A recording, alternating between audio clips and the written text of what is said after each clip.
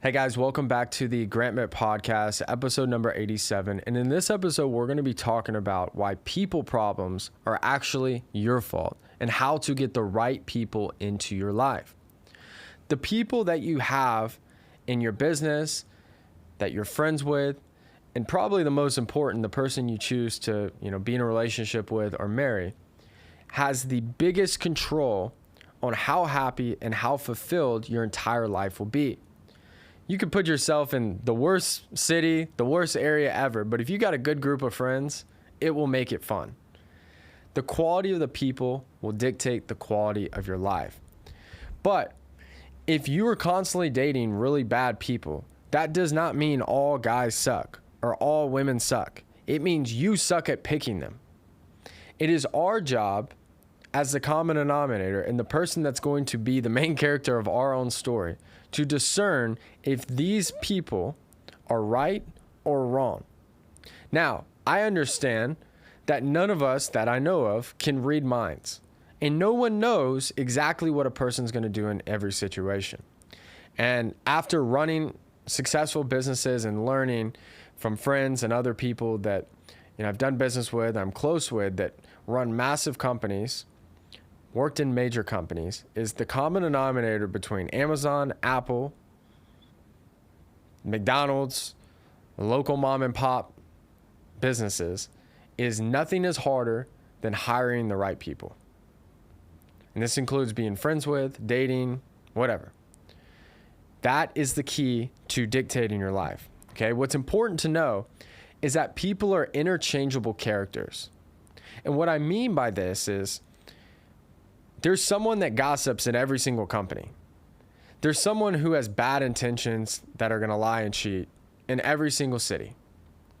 There's people that you could date that are amazing quality people, and they're interchangeable. Okay, my point is that you're going to, if you do not change and you do not better vet people, you're going to experience the same type of individuals, no matter what country you live in, what city you live in, because energy attracts the same type of energy. Like attracts like.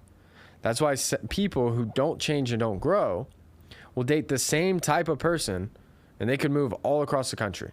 They have different names, but they're essentially the same type of person that causes the same type of issues. So it's important that while I know your ex sucked, I know we all believe that, where were you in this? And how are you going to hold yourself accountable? Because yes, it takes two to tango, but even if they were just that bad of a person, what in the hell were you thinking when you were talking to them and dating them? That's your fault. That's your fault for not picking up on that. And so let's talk about how to do this better. And this is something that, I kid you not, guys, I am going to work on personally till the day I die, because it is so damn important and you can never not get better at this, all right? So realize, guys, you are the CEO of your life. I love this quote. You're the CEO of your life. That means you have to make difficult decisions, and you have to choose who to fire, who to promote, who to get rid of. And if you cannot make these decisions, you deserve to stay with the people who make your life miserable. It's your fault. You can't make the decision, live with the consequences.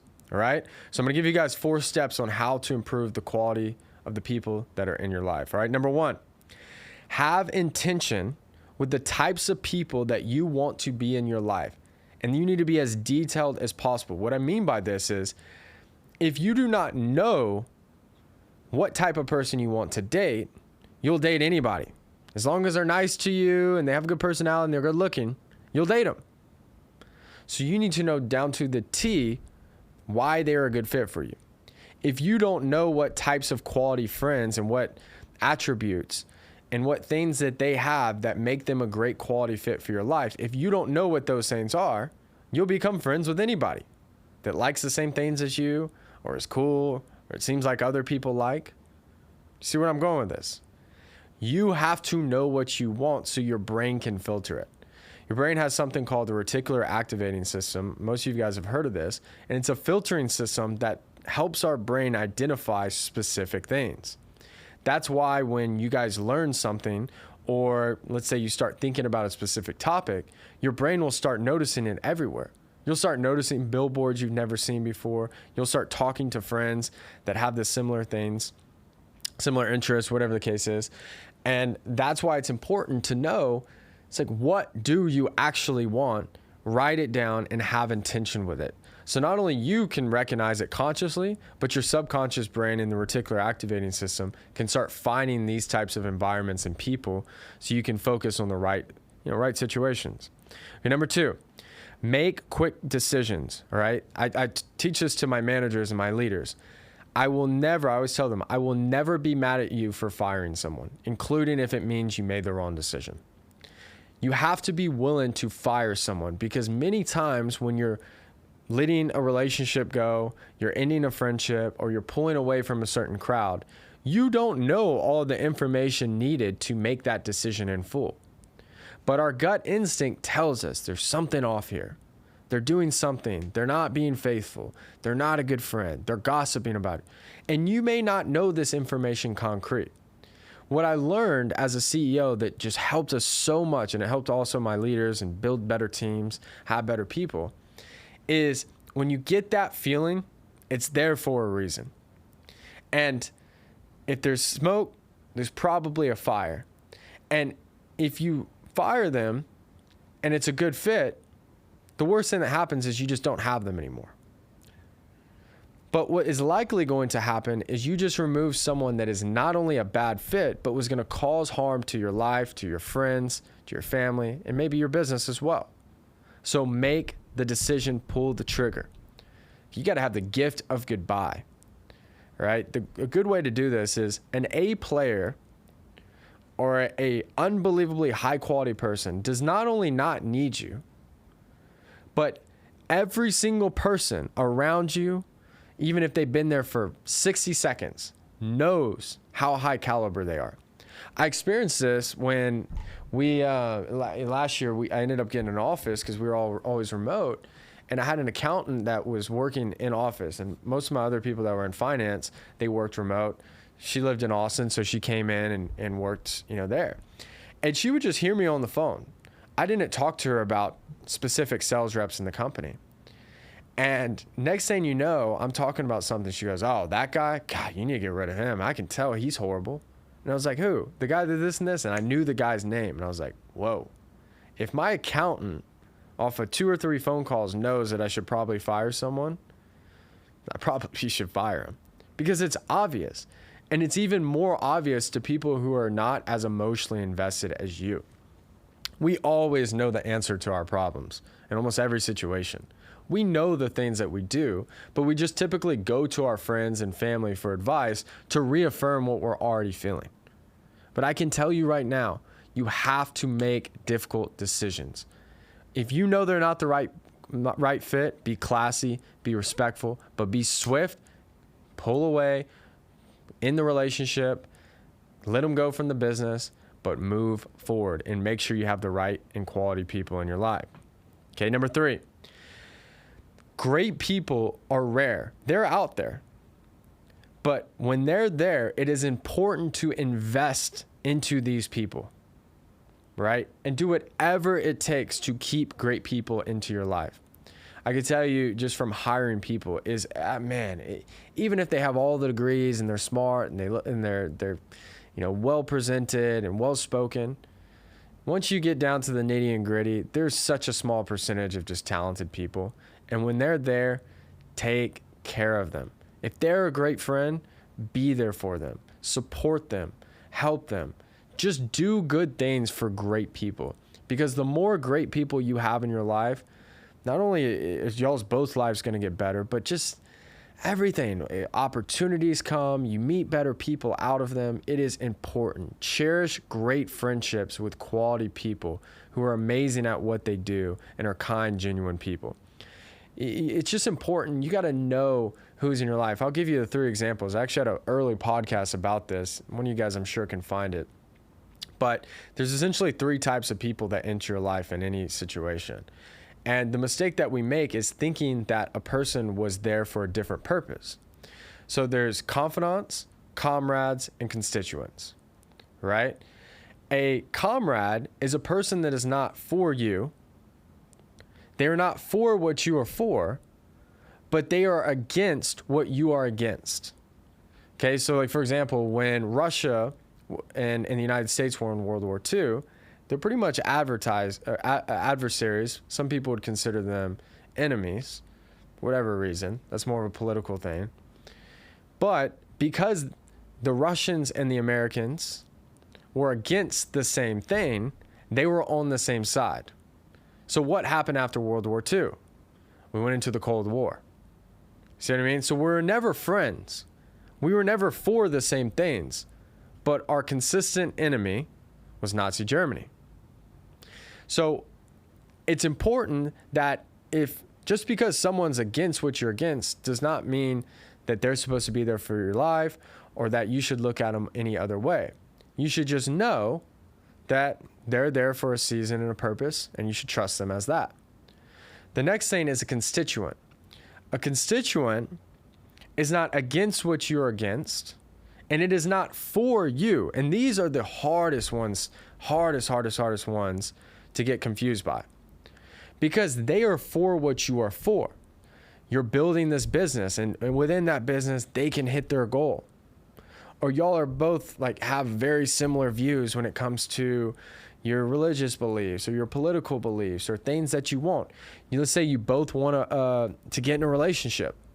Don't be surprised when they get in that relationship and they go run off with Sally that they're not your friend anymore, because they were never for you. They were for what you were for. They're just trying to get a relationship and then gone. But constituents are kind of like scaffolding. When a building goes up, you have scaffolding all around it to help build it and help support the structure. But even when the scaffolding leaves, the building still stands. So if they help you build something and they leave, don't be surprised when they leave, because they were never intended to go with you for the rest of your life. They were there to serve that purpose and go on to the next person. A confidant is the most rare type of person that you'll ever meet. And I don't even want to consider it a type of individual, because just because someone is a great person does not mean they're your confidant. I think I'm a good person, but I'm not everyone's confidant. Certain people I will ride or die for, and others I won't. And same to you. Certain people are going to be with you for life no matter what. No matter what you do, no matter what you say, no matter the highs, no matter the lows. These people are rare, and they're likely the less than amount of fingers you have on your hand. But when you have a confidant, make sure you take care of them. Make sure you're there for them like they're there for you. And those are people you can undoubtedly trust. I can think very few people. I have people I'm great friends with, but they are not confidants. They are not confidants. And those people are special, and you want to take care of them. And so the purpose of this is identify what types of people these humans are. It'll make your life better. Right? 4, as you improve, so will the quality of people that you are around. One thing I know, one of my good friends said this in college, and it's always stuck with me. And he talked about, because we were college kids, we were dating, all this kind of stuff, we're dating women. And he goes, I never get mad if, I get broken up with, or this happens or this happens. He said, the next one's always better. And so it's funny to think about that, but I don't even want to portray that to dating. I want to say more so in life. If you're a growing person, the next company, the next business, it's going to be around better people. It's going to be more exciting. It's going to be at a higher level. If you're a great person, you're developing yourself, you're investing in yourself in all areas and capacities. If like attracts like, you're going to be attracting better quality friends, better quality people, better employees. The more successful the business gets, the more successful people are going to want to work there. So while it's important to vet these people the right way, to know who you're dealing with, and all these different things that I talked about, if you're going downhill, so are the people that you're going to be around. This always, and this is a common thing, if you guys listen to my content, you know this. And if you're new, I may be pulling some strings a little bit, making you feel a little uncomfortable, because being accountable does not a good feeling. Like, it's not a good feeling for me even, but I love it because it makes me better. But if you don't get better, the quality of the people, you won't either. And so what is important is when you want to be around a certain group of people, it's important that they're not going to be around you because you're a friendly person. Everyone's a friendly person. They're going to be around you because y'all have the same ideas, the same value that you're bringing to the world, similar interests. And so when you're thinking about what you want to attract, you first have to become that person and reverse engineer how to create that version of yourself, to create that reality, to create that result. You see what I mean? Everything that I'm going to tell you guys is as practical as it can be. And it's simple, but it's not easy. The answer is simple, but actually doing it every single day, no matter what you feel like, and really thinking through these things, which everyone who's listening has the ability and the mental capacity to do so, actually doing it is another thing. And when you do, that's when everything changes forever. So hope you guys enjoyed this podcast. Make sure to follow me on all my social media channels at Grant Mitt. Also, make sure to subscribe to my brand new newsletter. It's sent to you guys every Tuesday called the Recreate newsletter. I'll put the link in the description below. But other than that, look forward to seeing you guys for the next episode. Hope you have a great week.